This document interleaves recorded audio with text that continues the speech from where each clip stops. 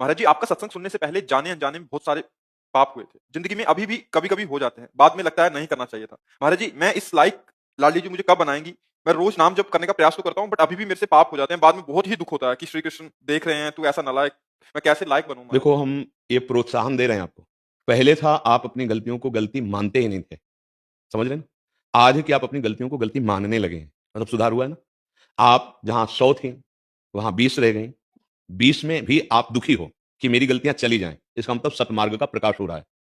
अब ये सावधानी, ये हमने प्रोत्साहन दिया और ये सावधानी है कि अगर ऐसा ही करते रहे, तो वो फिर पुनः 80 प्लस हो जाएँगे।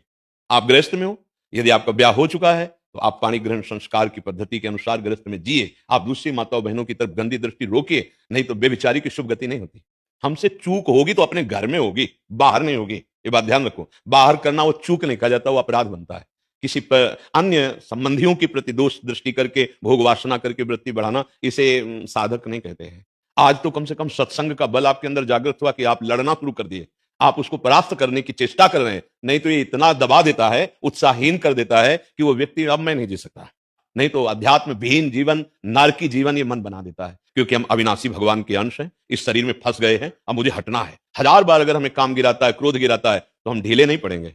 हम भगवान नाम की कमर कसेंगे और इस भव समुद्र से पार होंगे।